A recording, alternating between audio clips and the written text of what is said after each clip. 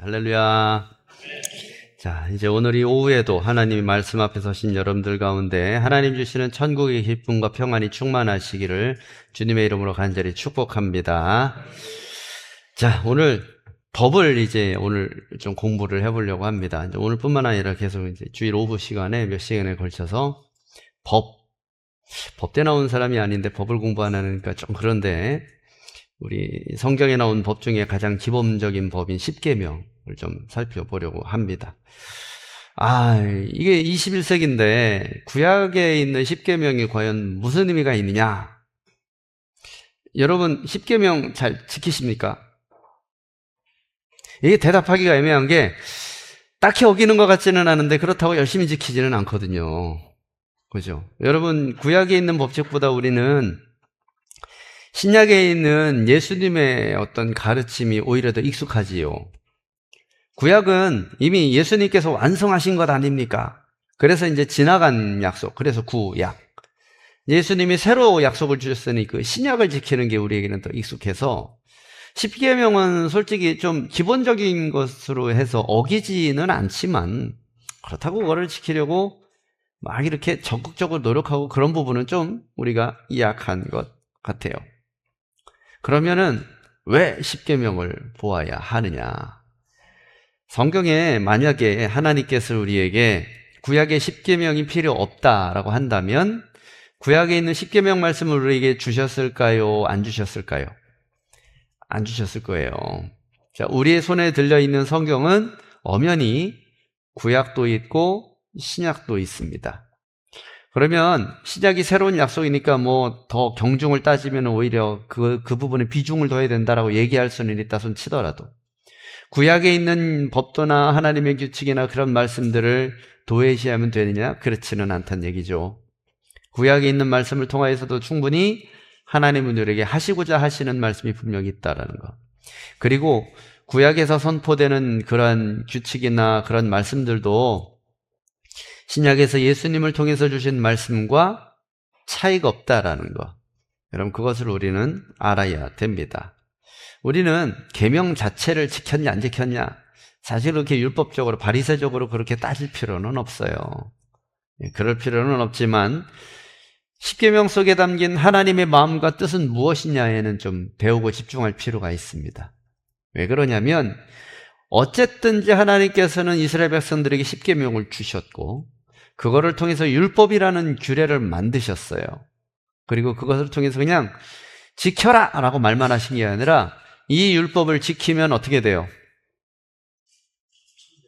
1000대까지 복을 받고 어기면 3, 4대까지 저주를 받고 그렇죠? 그런 얘기를 하셨단 말이에요. 꼭 지키란 얘기예요. 1000대에서 999대 1000대 자 끝 지금부터 다시 시작 뭐 그런 의미가 아니죠. 3, 4대 그래서 3대나 4대까지는 저주 그럼 5대부터는 괜찮구나 그런 의미가 아니라 이거는 꼭 지키라는 얘기를 주신 거잖아요. 어쨌든 하나님의 백성들에게 꼭 지키라고 주셨습니다. 그러니 지금 21세기를 살아가는 우리에게도 십계명과 똑같지는 않을지라도 하나님께서 우리에게 주시는 규례와 율례에 대한 그런 마음은 변치 않을 것이다라는 거예요. 그래서 우리는 십계명을 하나씩 살펴보면서 그 하나님의 마음을 좀 더 잘 알아가려고 합니다. 자, 성경 전체를 따졌을 때 가장 중요한 인물은 누구일까요? 성경 전체를 따졌을 때 인물 예수님이죠. 그죠? 예수님입니다. 자, 이 예수님은 구약의 근거를 두고 있습니까? 신약의 근거를 두고 있습니까? 신약의 근거를 두고 계세요. 자, 그러면 이 예수님은 구약에 있는 말씀을 어떻게 취급하셨습니까? 살아생전에. 객관식으로 드릴까요? 1번 무시했다, 2번 등한시했다, 3번 도외시했다, 4번 중요시했다. 중요시 하셨어요. 왜? 예수님께서 복음을 전하시고 하나님 나라의 복음을 전하시고 말씀을 전하실 때 인용하는 말씀은 완전 새로운 말씀이 아니었습니다. 어느 말씀이었죠? 구약에 있는 말씀이셨어요. 구약의 율법도 인용하시고 구약의 예언서에 있는 말씀도 인용하시고 시편 말씀도 다 인용하셨습니다. 자, 그리고 예수님은 복음을 전하거나 사역을 하러 가신 동네마다 꼭 들리시는 데가 있으셨어요. 혹시 어딘지 기억하세요? 네, 맞습니다. 회당에 꼭 들리셨어요. 왜? 거기에 말씀이 있어서. 유대인들은 우리처럼 1인당 한 권씩 이렇게 책을 갖고 다니지 않았습니다. 그래서 유대인들은 말씀을 보려면 어떻게 해야 되냐면 회당에 가야 돼요. 그 회당에 구약에 있는 성경 말씀이라든지 이런 두루마리들이 보관되어 있었습니다. 그런데 이게 요새처럼 정경화되어서 딱 우리는 창세기부터 요한계시록 이렇게 딱 돼 있지만 구약은 그렇지가 않아요. 이 동네에선 예레미야서가 있고 저 동네에선 시편이 있고 이 동네에선 에스겔서가 있고 다 다르단 말이에요. 그러니 가는 동네마다 말씀을 찾아보는 거, 이거는 동네마다 다 다를 수가 있다는 거. 물론 이 동네에도 시편이 있고 저 동네에도 시편이 있을 수는 있겠지만 어쨌든 회당에 가면 말씀을 볼 수 있었어요. 그리고 그 말씀을 보면서 거기에 있는 사람들과 그 말씀에 대해서 토론하시고 탁월하게 해석도 해주시고 그랬단 말이에요. 자, 그러면 그렇게 탁월하게 해석해 주신 말씀 중에 십계명이 있었을까요? 없었을까요? 분명히 있었을 거예요. 출애굽기 말씀도 모세 오경을 그들은 굉장히 중요시하기 때문에 출애굽기도 분명히 있을 거란 얘기예요. 물론 예수님께서 이 십계명을 어떻게 해석했는지에 대한 얘기는 복음서에 등장하지는 않아요. 그러나 확실히 예수님은 십계명에 대해서 다루셨을 것이다 라는 거죠. 자, 예수님이 다루셨는데 우리라고 예수님이 하신 것을 도외시하고 등한시하고 그러면 안 되잖아요. 자, 그래서 한번 보겠습니다. 자, 원래 이 십계명은 원래 이름이 뭐냐면 따라서 해보세요. 증거판, 증거법판 이렇게 불렀습니다. 원래 십계명의 원래 이름이 십계명이 아니라는 얘기예요. 이 십계명이 언제부터 생겼냐면 이게 17세기에 우시어라는 스코틀랜드 감독이 처음으로 사용을 해서 10가지 계명이다 이렇게. 그래서 그게 그냥 십계명 이렇게 된 겁니다. 원래는 증거판이에요. 두 증거판, 뭐 증거법판 이렇게 불렀다라는 거예요. 그런데 그럼에도 불구하고 십계명 그럼 직관적이잖아요. 십계명이면 몇 개일 것 같아요? 10개일 것 같잖아요. 그래서 굉장히 편리한 용어예요. 그래서 그게 전통적으로 그냥 굳어져서 십계명이라고 우리가 사용을 합니다. 그렇다고 해서 그 말은 성경에 등장하지 않으니 틀린 말이야. 증거법판이라고 불러야 돼. 뭐 그렇게 할 필요는 없다는 얘기예요. 아무 상관 없습니다. 그러나 어쨌든 십계명이라는 말 자체가 성경에 등장하지는 않는다. 그겁니다. 자, 그러면 십계명은 증거판이라고 불렀어요. 증거법판이라고. 자, 그럼 판이잖아요. 판. 무슨 판? 돌로 만든 판, 돌판입니다. 몇 개로 되어 있을까요? 2개로 되어 있습니다. 자, 그러면 질문해 볼게요. 한쪽 왼쪽 게 있고 오른쪽 게 있을 거 아니에요. 그럼 이 증거법판에 십계명을 누가 기록하셨어요? 모세 아니에요? 모세인 것 같은데? 역시 안 넘어가셔. 모세가 쓴 게 아니에요. 이거는 하나님이 직접 기록하셨어요. 자, 하나님이 기록하셨는데, 자, 그러면 지금부터 문제. 하나님은 왼쪽에 어디까지 기록하시고 오른쪽에 어디까지 기록하셨을까요? 이건 그냥 재미삼아서. 중요한 건 아니지만. 왼쪽에 몇 계명까지 기록하셨을까요? 4계명, 오른쪽에 5에서 10계명까지. 우리가 그렇게 알고 있어요. 네, 그렇지가 않아요. 이게 10계명의 그 증거 두 돌판이 지금 현재 전승되고 있느냐? 아닙니다. 없어졌어요. 어디로 갔는지. 없어요. 그럴 수밖에 없는 게 여러분이 10계명 두 돌판이 출애굽기 시절이면 벌써 수천 년 전이에요. 그런데 이 증거법판이 어디에 보관되어 있었나요? 법궤에 보관되어 있었어요. 자, 법궤에 뭐뭐 보관했었는지 혹시 기억하세요? 아론의 상란지팡이랑 또 하나 만나 이렇게 이제 보관을 하고 있었단 말이에요. 자, 근데 이 법궤를 이스라엘 백성들이 관리를 잘 했습니까? 못했습니까? 못했어요. 이 법궤가 어디 있었습니까? 원래는 성막이 있어야 되잖아요. 그죠? 광야를 돌아다닐 때는 성막이 있었어야 돼요. 그런데 성막이 없을 때는 레위인들이 지고 다녔어요. 왜 늘 사람들이 가지고 다녔으니 관리가 됐단 말이죠. 자, 근데 가나안 땅에 들어갔습니다. 성전을 바로 짓지 못했잖아요. 그렇죠? 뭐 하느라고? 전쟁하느라고. 겁나게 바빠요. 그래서 이 성막이 어디 붙어 있는지 사람들이 별로 관심을 기울이지를 못했어요. 자, 이때부터 문제가 생기는 거예요. 법궤가 제대로 관리가 안 돼요. 거기다가 성전이 드디어 완성이 된 게 솔로몬 때잖아요. 다윗도 이 법궤를 하나님의 전으로 지어서 옮겨오려고 노력을 많이 했지만 하나님이 성전 건축을 허락하지 않으셨으니 이 법궤는 어디 있었을까요? 텐트 안에서 여기저기 떠돌아다녔어요. 대표적인 곳이 그냥 실로, 그렇게 얘기를 하는 거예요. 솔직히 실로에 어느 위치에 어느 몇 번지에 있었는지 아무도 몰라요. 그냥 그렇다니까 그런 줄 아는 거지. 그러니까 관리가 안 되는 거예요, 이게. 자, 그러면 그 안에 있는 만나, 아론의 쌍난 지팡이, 증거 두 돌판, 이게 보관이 제대로 됐을까요, 안 됐을까요?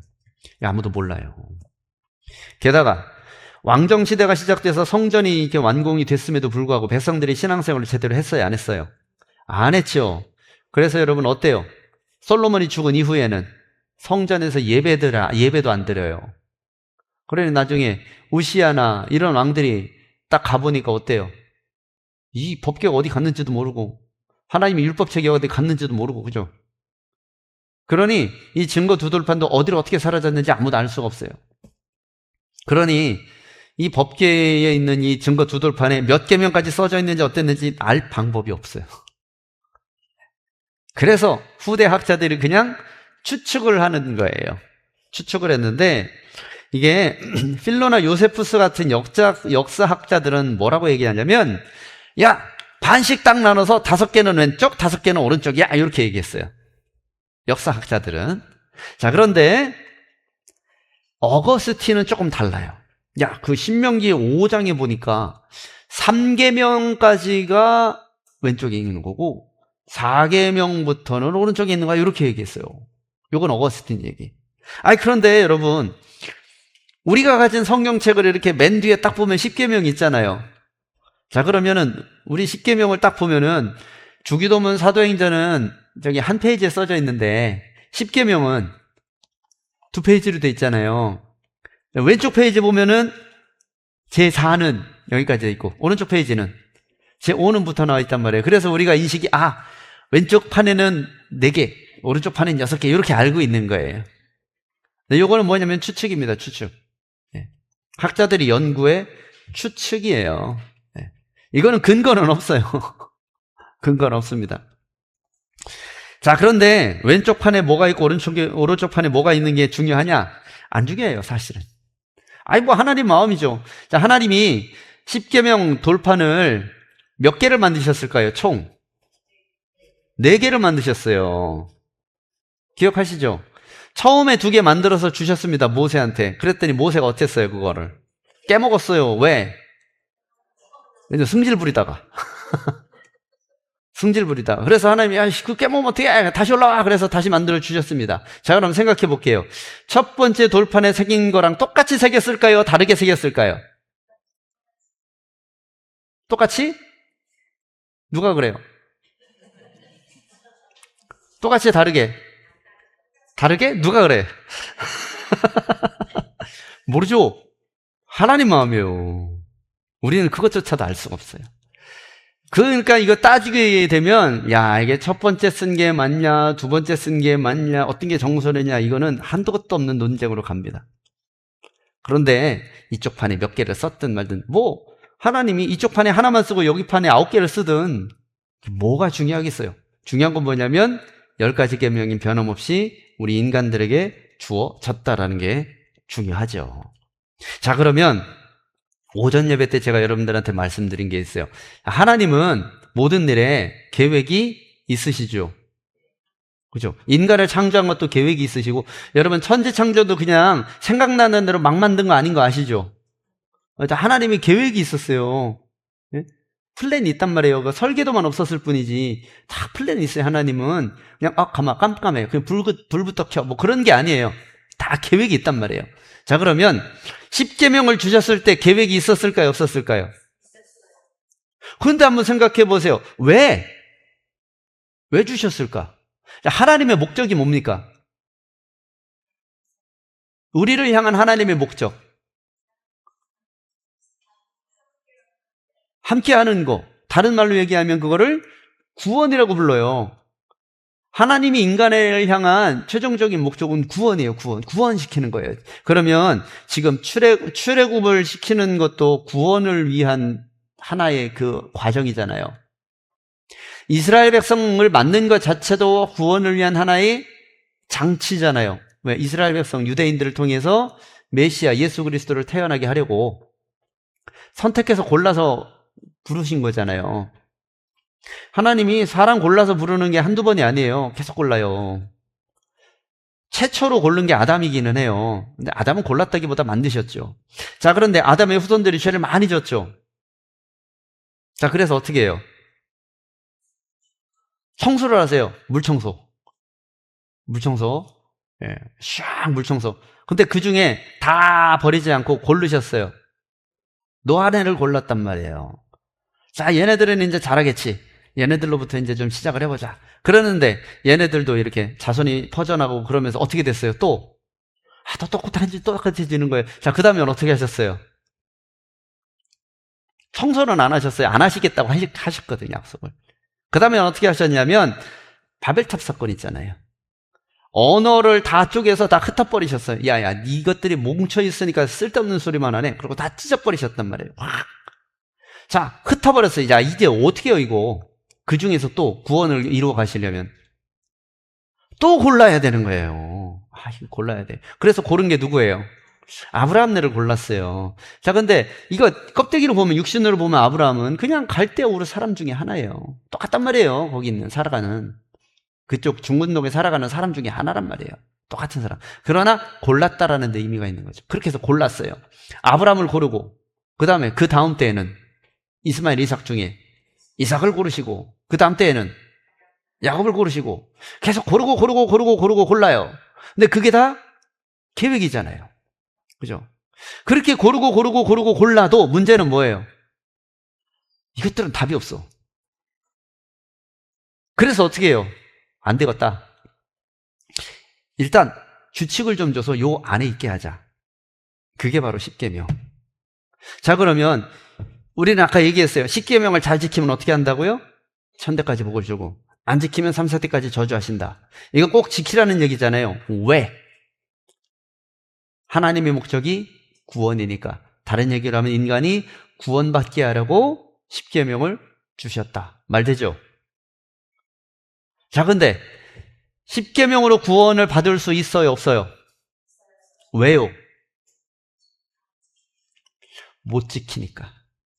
완벽하게 지킬 수가 없어서 인간이. 아무리 고르고 골라서 만들어 놓은 그런 인간 집단이라 할지라도 인간인 이상 십계명을 완벽하게 못 지키더라. 그래서 십계명을 완성을 해야겠다라고 생각하세요. 근데 한번 생각해 봅시다. 하나님이 주신 것 중에 완성을 해야 된다는 거는 불완전하다는 얘기잖아요. 그럼 하나님이 만든 게 불완전할 수가 있어요? 이거 문제가 되죠. 누가 불완전한 거예요? 인간이 불완전한 거예요. 사실 인간을 완전하게 만들었지만 죄 때문에 불완전해진 거죠. 고장이 난 거예요. 불완전한 건 인간인데 무엇을 완성시키세요? 하나님은 율법을 완성시키세요. 율법을 어떻게 완성시키는데요? 예수로 보강 작업을 해요. 여러분, 그런 거 있어요. 고장은 여기가 났는데 이거를 직접적으로 때려 고치는 게 아니라 이쪽 거를 고쳐가지고 요거를 보완하게 만드는 방법이 있어요. 음향도 똑같아요, 여러분. 마이크 2개잖아요. 그죠? 근데 여러분, 이거 소리가 안 나요, 지금. 몰랐죠? 여기서 나요, 여기서. 네. 왜 그렇게 쓰냐고요? 하나님이 인간 그렇게 만든 것처럼 그게 하나님 마음인 것처럼 제 마음이에요. 그런데 여러분, 이건데 차이가 별로 안 나죠? 뭘까요? 이거를 보강을 하는 게 아니라 이거를 보강을 하는 거예요. 여러분, 그렇게 하는 거예요. 하나님이 그렇게 하신 거예요. 인간을 때려잡아서 고칠 수도 있어요. 그런데 하나님이 그걸 원하는 게 아니야. 왜? 하나님은 인격적이라서 인간과 자의적으로 사랑을 나누고 싶어 하세요. 사랑을 프로그래밍해서 인간들이 야, 너 난 사랑해? 삐리삐리 사랑합니다. AI처럼 대답하는 걸 하나님 원하지 않아. 우리의 마음과 몸과 정성과 모든 걸 다 더해서 하나님 사랑하는 걸 하나님 바란단 말이에요. 그래서 하나님은 얘는 건들고 싶지 않은 거예요. 얘는 불완전하지만 지가 알아서 나한테 좀 사랑한다 해줬으면 좋겠다. 마찬가지잖아요. 자녀들한테, 손주들한테 여러분 사랑받으려고 별짓을 다 하잖아요. 안 그래요? 용돈 주고 사탕 주고 장난감 주고, 그죠? 집에서는 TV 못 보게 하는데 우리 새끼 TV 얼마든지 봐. 그죠? 스마트폰 엄마 없을 때 막 보여주고, 그죠? 할머니는 다 하거든요. 할아버지는. 그죠? 왜? 뭐 때문에? 얘가 나를 사랑해줬으면, 바라봐줬으면 하는 그런 마음. 이거는 누구나 인간의 본능이에요. 자발적으로 사랑받고 싶은 거. 하나님도 똑같아요. 그래서 어떻게 하냐면 사람을 고치는 게 아니라 이거를 보완하시는 거예요. 십계명은. 어떻게? 누구로? 예수로. 그러면 십계명은 무슨 의미가 있는 거예요? 예수로 가기 위한 과정이라는 거죠. 자, 따라서 해보세요. 십계명은 복음으로 가는 길이다. 십계명이 그래서 복음하고 전혀 관계가 없는 게 아니에요. 굉장히 밀접한 관계가 있는 거예요. 십계명이 없다면 복음이 없다. 이렇게 얘기하면 안 돼요. 그건 또 율법주의예요. 그거는 아니에요. 십계명이 아니더라도 하나님은 얼마든지 구원의 길을 여실 수 있어요. 그러나 하나님은 십계명을 구원으로 가는 도구로 사용하셨어요. 어떻게? 십계명을 통해서 우리가 죄인인 걸 알아요. 여러분 말씀드렸어요. 십계명을 완벽하게 지킬 수 있다 없다? 못 지켜요. 그죠?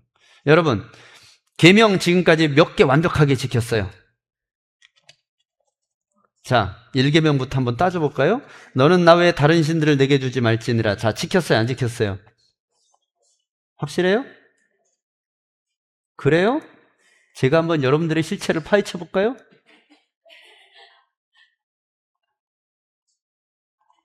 여러분, 나 외에 다른 신을 두지 말지니라라는 얘기는 하나님보다 더 사랑하는 게 있으면 안 된다는 얘기예요. 그죠? 자, 그러면 여러분 24시간 365일 나는 하나님을 최고로 사랑합니다 라고 말할 수 있어요, 없어요? 왜 없어요? 아까 있다며요.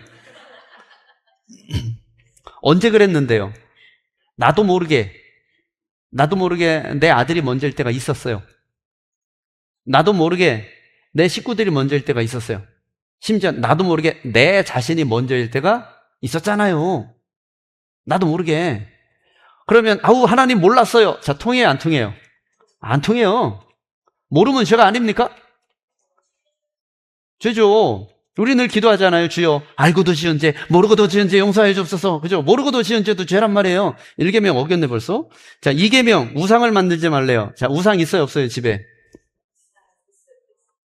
있어요? 뭐 만들어 놨는데요?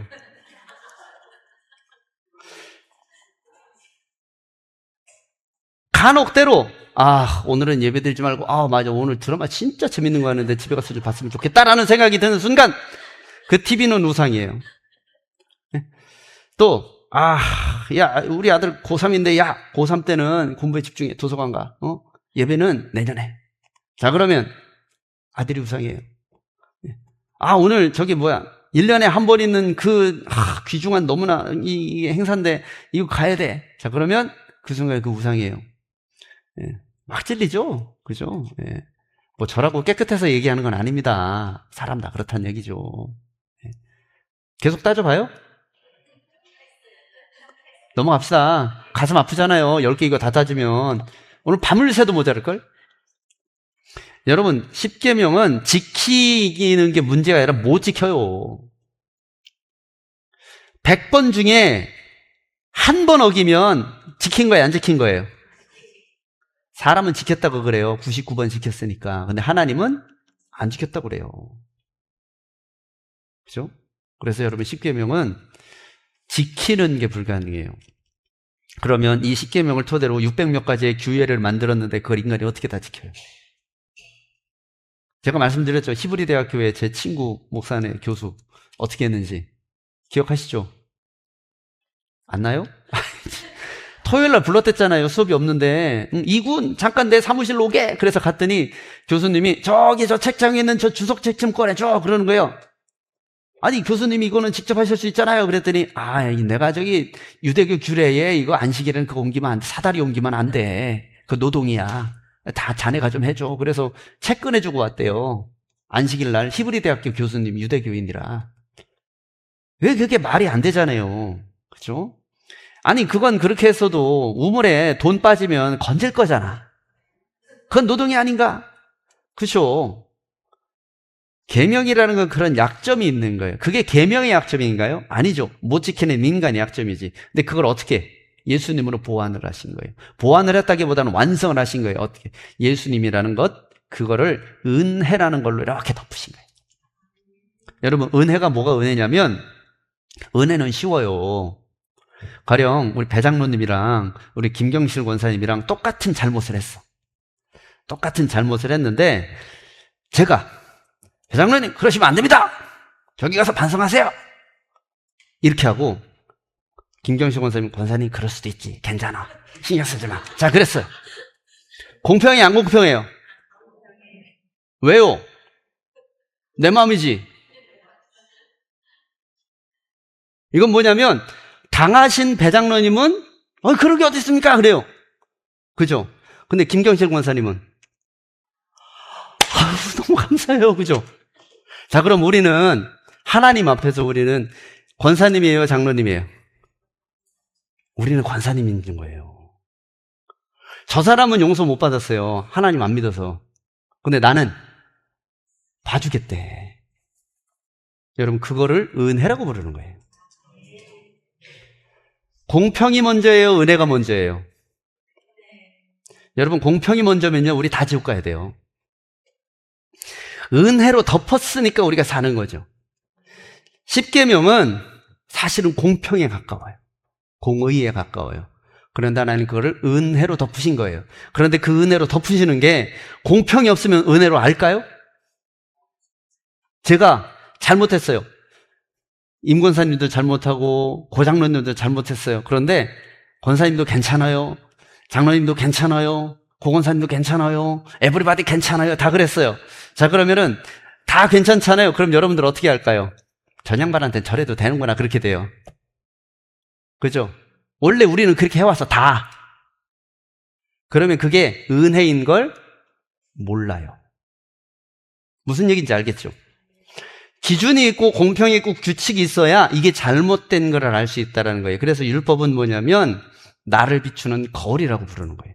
십계명은 내가 죄인임을 깨닫게 하는 도구예요.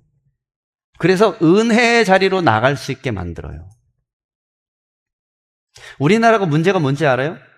처벌이 약해요. 그러니까 그래도 되는 줄 알아요, 사람들이 다. 그냥 대강 처벌받고 그 잘못된 것으로 취한 이득이 더 커. 그러니 반칙을 하고 그냥 대충 받고 반칙에서 얻은 걸로 재밌게 살자. 다 이렇게 되는 거예요. 왜 그런지 알아요? 기준이 약하면 은혜가 은혜인 걸 몰라요. 그래서 여러분, 하나님은 10계명을 철저하게 얘기하세요. 최선을 다해서 지켜야 된다고 얘기를 하시는 거예요. 예. 이게 예수님으로 왔으니까 이건 안 지켜도 돼. 그렇게 얘기하면 안 되는 겁니다. 10계명은 중요한 거예요. 아니 10계명에서 하나님이 우상을 만들지 말라 그랬으면 만들면 돼야 안 돼요? 안 되는 거예요. 우상을 만들었다고 해서 은혜로 덮어주시겠지. 그러면 안 된다는 얘기예요. 최선을 다해서 안 만들도록 노력을 해야 되는 거고. 내 부모를 공경하라 그랬으면 공경해야 되는 거예요. 저기가 그래야지 이러면서 안 돼요. 그러면 최선을 다해서 하는 겁니다. 자, 다시 한번 따라서 해보세요. 10계명은 복음으로 가는 길이다. 자, 그러면 이 10계명을 어떻게 보아야 되냐? 이거 이제 해석하는 게 중요해요. 그러면은 목사님, 그러면은 이 10계명을 보는데 내 부모를 공경하라. 어떻게 하는 게 공경하는 겁니까? 어떤 식으로 이걸 해석을 해야 됩니까? 단편적으로 공경하라고 그랬으니까 공경을 하면 되기는 하지요. 근데 이 10계명을 원리를 가지고 봐야 돼요. 왜?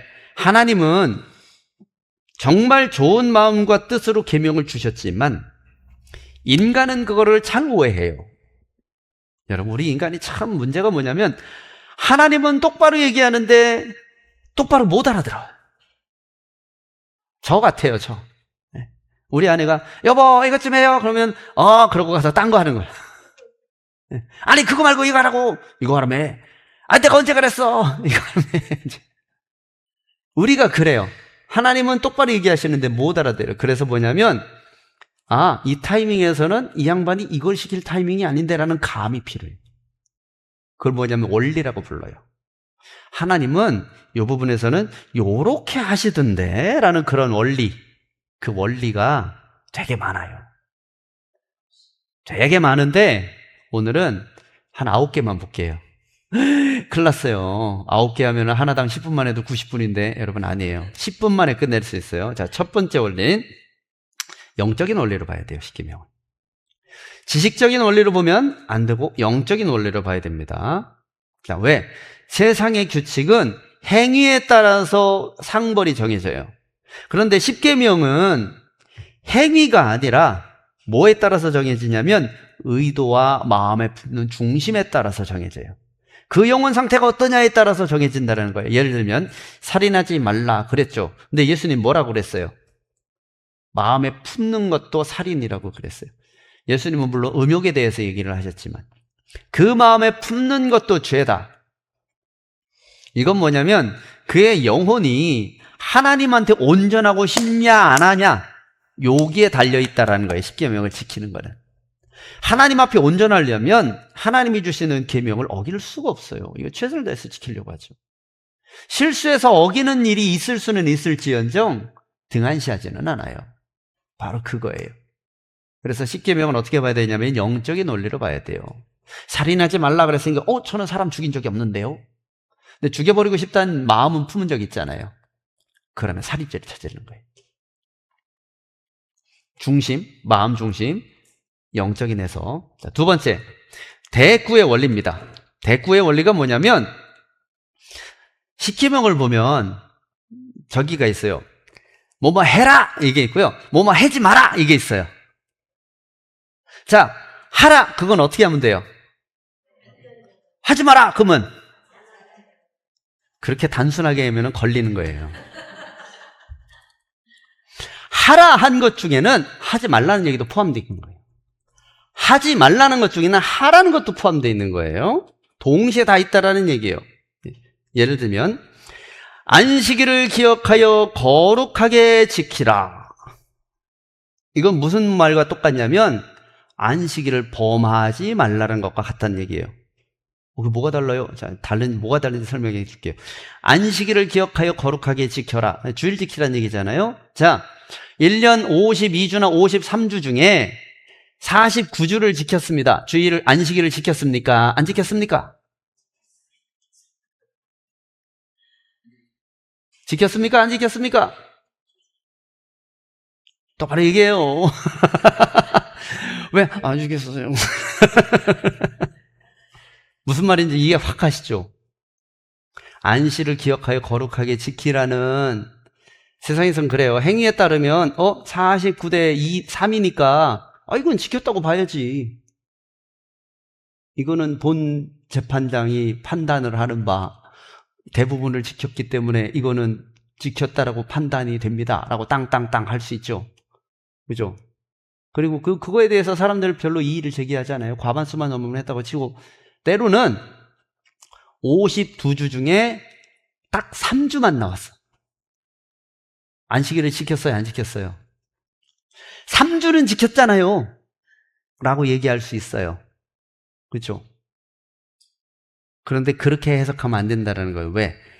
지키라는 말은 범하지 말라도 같이 포함되어 있는 거예요.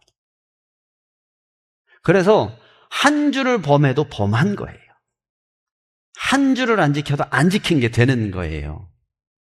그래서 이게 대꾸의 원리예요. 그게 단편적으로만 글자에 쓰여 있는 대로만 하면 안 돼요. 그러면 부분적인 거에 되는 거예요. 온전한 게 되지 않는다라는 얘기입니다. 자, 세 번째는 포괄의 원리. 포괄의 원리는 뭐냐면 비슷한 거는 다 범죄에 다 포함시킨다는 얘기예요. 그러니까 예를 들면 이런 거예요. 살인하지 말라. 자, 그랬습니다. 여러분, 살인한 적 없죠? 일단은 행위로. 그럼 요거 한번 생각해 볼게요. 내가 저거를 그냥 어떻게 해버리고 말겠다. 그리고 이렇게 숨어 있다가 이제 훅 이렇게 했어요. 그런데 이 사람이 해갖고 이제 쓰러졌는데 어떤 사람이 119 불러갖고 살았어. 자, 살인을 했어요, 안 했어요? 했어요, 안 했어요? 안 죽었는데? 안 죽었잖아요. 이게 뭐냐면 세상 법정은 안 죽었잖아요. 그러니까 살인이 아니라 살인 미수라고 그래요. 살인죄가 아니에요. 그런데 하나님이 얘기하시는 십계명의 살인은 뭐냐면, 여러분 말 잘했어요. 마음에 품었다고 그랬잖아요. 자, 그럼 마음에 품은 거를 얼마만큼 품었냐? 예를 들어 볼게요. 죽이고 싶다, 이거. 죽이고 싶진 않지만 진짜 밉다. 또 그 정도는 알지만 정말 불편하다. 네. 아웅 쟤 왜 그러냐? 자, 1, 2, 3, 4 중에 1, 2, 3, 4 중에 살인죄 어떤 거예요? 큰일 났네. 그죠? 아우 쟤 왜 저래? 이것도 살인죄로 들어간다는 얘기예요. 이게 포괄의 원리입니다. 살인하지 말라에는 미워하지 말라, 시기하지 말라, 이거 다 포함되는 거예요. 내 부모를 공경하라. 자, 그러면 야, 우리 어머니 아버지를 잘 모셔야지. 그 부모는 우리 엄마 아빠까지. 삼촌은 아니요. 아니란 얘기죠. 예. 거기에는 자식까지 잘 돌봐라라는 얘기도 다 포함되어 있다는 얘기예요. 부모를 공경하라는 부모에 한정된 얘기가 아니잖아요. 가족에 대한 얘기지. 그렇죠? 예. 바로 그런 겁니다. 자, 네 번째 원리는 대소의 원리. 대소의 원리는 뭐냐면 큰 죄 속에는 작은 죄도 다 포함돼요. 그러니까 살인죄는 때린 것도 포함되고 욕한 것도 포함돼요. 도둑질에는 탐낸 것도 포함되고 욕심 부린 것도 포함돼요. 자, 먹을 게 이렇게 있어요.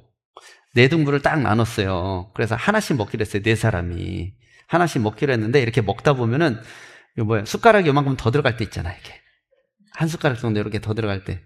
그래서 이렇게 먹다가 더 먹고 싶어. 그래서 옆에 사람 거를 모르는 척하고 한 숟가락 이렇게 딱 떠서 먹었어. 자, 도둑질이 아니에요. 치사하지만 욕심도 도둑질에 들어간다. 요게 대소의 원리. 큰 죄에는 작은 죄들도 다 들어갑니다. 야, 여러분, 그러니까 이거는 뭐냐면 죄가 하나 딱 되잖아요. 거기에 새끼 죄들이 엄청나게 딸려 들어가는 거예요. 그러니 여러분, 이게 깨끗할 수가 없어요. 스펀지에 요만큼만 물이 닿아도 쫙 빨려 들어가는 것처럼 죄는 이것저것 연줄 다 엮어갖고 들어오게 돼 있어요. 자, 다섯 번째, 통일의 원리. 통일의 원리는 뭐냐면 모든 십계명은 구절은 다 다르지만 원리가 딱 한 가지, 하나의 어떤 집중점이 있어요. 그게 뭐냐면 쉐마. 여러분, 쉐마가 뭔지 알죠? 네. 뭐예요? 그러니까 들으라 이스라엘. 뭘 들으라고? 그러니까 그거요. 그게 중요하지. 복음을 들으라? 아닙니다. 하나님을,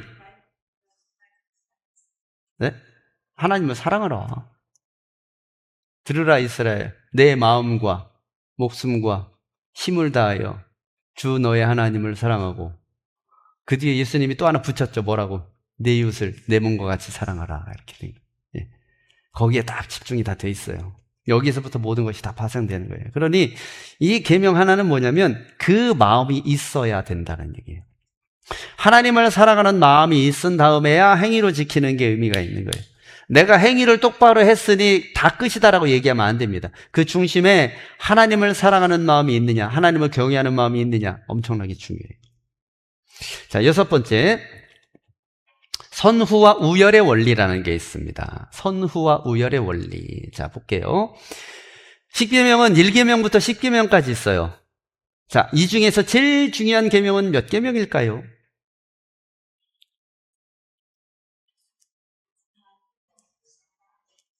다 머리를 많이 쓰셨어요? 다 중요합니다. 제일 중요한 거라니까요. 제일. 그러면 요거 한번 생각해 볼게요. 왜 하나님은, 왜 그런 거 있잖아요. 선서 하나, 우리는 하나님을 사랑한다. 하나, 우리는 교회에 충성한다. 하나, 우리는 목사님에게 순종한다. 하나, 우리는 직분자로서의 사명을 다한다. 2025년 선서 이렇게 하는 거 있잖아요. 하나. 이건 뭐냐면 다 중요하다는 얘기예요. 근데 10계명 보세요. 하나예요? 제1은 순서를 했단 말이에요. 하나님이 왜 그러셨을까? 다 중요하지만 우선순위는 있다는 거예요. 다 중요하지만 우선순위가 있다는 거예요. 자, 하나님이 먼저 얘기하신 게 하나님에 대한 계명을 얘기하셨어요. 그리고 나서 사람에 대한 계명을 얘기하셨어요. 요거부터. 자, 이게 왜 중요하냐면 사람 인생을 살아가다 보면은 크러쉬가 날 때가 있어요. 충돌이 날 때가 있어요. 내 본의 아니게.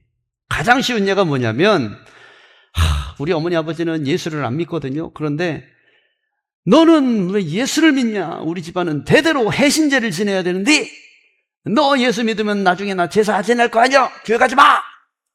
그랬단 말이에요. 자, 근데 10계명에 뭐가 있어요? 내 부모를. 그러면 부모를 공경하기 위해서 교회를 안 나가야 되겠다. 그죠? 그래야 10계명을 지키는 거잖아요. 요런 딜레마 때문에. 그 앞에 뭐가 있어요? 하나님을 섬기고 안식일을 지켜라. 예, 그게 있지요. 우상을 만들지 말고 안식일을 지켜라. 그게 우선인 거예요. 이게 우선의 원리입니다. 이게 선후와 우선의 원리. 먼저 하나님께 대할 것을 하고 그 다음에 사람에게 대한 것을 하라는 거예요. 그래서 여러분, 하나님에 대한 것이 우선이니까 하나님 섬기는 것을 택해야 돼요. 사람이 둘 다 취해야지만 하나밖에 못 건질 그런 상황이 반드시 와요. 안타깝지만. 여러분, 이게 이런 비유를 들어서 굉장히 애석하고 죄송하고 가슴 아프지만 첫째 아들하고 둘째 딸이 물에 빠졌어요. 어떻게 할 거예요? 둘 중에 하나밖에 못 구해요. 굉장히 어려운 문제죠. 상상하기도 싫은 문제잖아요, 이거는. 있어서는 안 되는 일이잖아요. 근데 있어서는 안 되는 일이 벌어지잖아요. 여러분, 그럼 우리는 선택을 해야 될 때가 와요. 그렇다고 둘 다 죽일 수는 없잖아. 둘 중에 하나를 건지면 내 가슴에 평생의 못이 박혀서 남을 거야. 그럼에도 불구하고 해야 되잖아요. 그럴 때가 와요. 그러면 그럴 때 어떤 기준을 가져야 되느냐? 하나님이 우선이라는 기준을 가져야 된다는 얘기예요. 예. 여러분, 인생 중에 한두 번은 꼭 와요. 근데 그럴 때 내가 하나님 우선으로 생각하는 마음을 평소에 품지 않으면 그거 선택 못해요. 절대 못해요. 예. 여러분, 그런 식으로 해서 떠나가는 사람 많이 봤어요, 교회. 그렇게 해서 떠나가잖아요. 돌아오기 쉽지 않아요. 못 돌아와요. 왜? 그렇게 한번 선택을 하잖아요. 그게 기준이 돼요. 그럼 다음번에는 이렇게 해야지? 절대 못해요. 여러분, 그게 사람이에요. 그게 설정된 기준 바꾸는 게 쉽지가 않아요. 그러니 처음부터 나는 하나님이 우선이라는 거 가슴에 확 새기세요. 세상 어떤 인간이 와도 하나님이 나는 우선이라는 거. 예. 그러면 하나님이 그쪽에서 역사하시게 돼요. 예. 자, 7번째, 전적인 순종의 원리입니다. 이거 앞에서 나온 얘기랑 일맥상통하는데 대강 지키지 말란 얘기예요. 완벽하게 최선을 완전하게 지키라는 겁니다. 이거 안식일 문제로 해서 제가 다시 한번 설명드릴까요? 예. 똑같은 거죠? 예. 인간이 계명을 완벽하게 지킬 수는 없다 치지만 그럼에도 불구하고 최선을 다해서 온전하게 지키도록 노력해야 됩니다. 자, 그럼에도 불구하고 어긴 거는 어떻게 되냐? 그럼에도 불구하고 어긴 거, 뭐 예를 들자면 주일을 성수해야 되지만 우도에 갔는데 세상에 태풍이 부네, 배가 안 뜨네, 아이고 조천리 조천교회 갈 수가 없네. 어떻게 해요?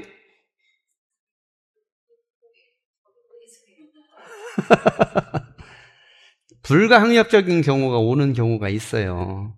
어쩔 수 없는 예를 든 거지만 여러분, 그건 뭐냐면 하나님의 은혜로 덮는 거예요. 그래서 예수 그리스도의 은혜가 참 좋은 거예요. 여러분, 율법은 얄짤없어요. 있으면 끝인 거지. 그러나 은혜로 덮어주십니다. 자, 8번째, 성경의 원리. 자, 이 성경의 원리 참 애매한 말인데 뭐냐면 10계명의 해석은 사람이 이성이 아닌 말씀으로 해석을 해야 돼요. 감사하고 다행하게도 예수님께서 그 길을 열어주셨어요. 인간의 이성과 생각으로 해석을 했던 인간들이 있었어요, 말씀을. 바리새인들이. 예수님은 살아생전에 바리새인들하고 수없이 논쟁을 했어요. 그죠? 예. 바리새인들은 다 깨졌어요. 왜?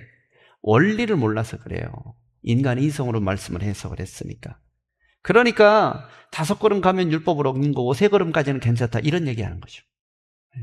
나는 유대교니까 사다리를 옮기면 안 되지만 너는 유대교인이 아니니까 사다리를 옮겨도 돼, 이런 얘기를 하는 거예요, 안식일에. 그죠? 성경은 말씀이 해석하게 하는 겁니다. 자, 9번째는 은혜의 원리. 마지막 9번째, 은혜의 원리. 여러분, 십계명을 주면 우리는 고민이 돼요. 지금까지 얘기한 것만 봐도 우리는 십계명을 지킬 수가 없는데 어떡하지? 고민이 되잖아요. 그러면 고민시키려고 하나님이 십계명을 주셨냐? 그렇지 않습니다. 고민을 하려고 하는 게 아니라 그럼에도 불구하고 너희들은 나의 은혜가 있어 라는 걸 깨닫게 하기 위해서. 예. 여러분, 구원은 율법으로 받는 게 아니라 은혜로 받는 거죠. 그러면 축복은? 축복 받을 만한 일을 해야 받는 거예요, 은혜로 받는 거예요? 여러분, 이렇게 생각하면 쉬워져요. 내가 주를 섬긴 지 10년이 넘었는데 나는 요만양 욕골인데 저 양반은 1년 만에 말이야 축복받고 말이야 자녀도 잘 되고 말이야, 하나님 이럴 수 있습니까? 억울할 때 있습니다. 극단적인 예를 든 거지만, 그런데 여러분, 축복이 뭐의 원리에 따른다고요? 은혜의 원리에. 내가 10년을 섬겨서 축복을 주는 게 아니라 하나님은 10년이건 100년이건 1000년이건 나에게 은혜를 주시는 분이라는 게 중요한 거예요. 예. 십계명은 그렇게 해석을 해야 됩니다. 여러분, 사실 십계명 없어도 하나님 충분히 판단이 돼요. 심판도 되고. 근데 굳이 이렇게 하는 건 뭐냐면 심판에서 벗어나게 하려는 은혜가 있는 거죠.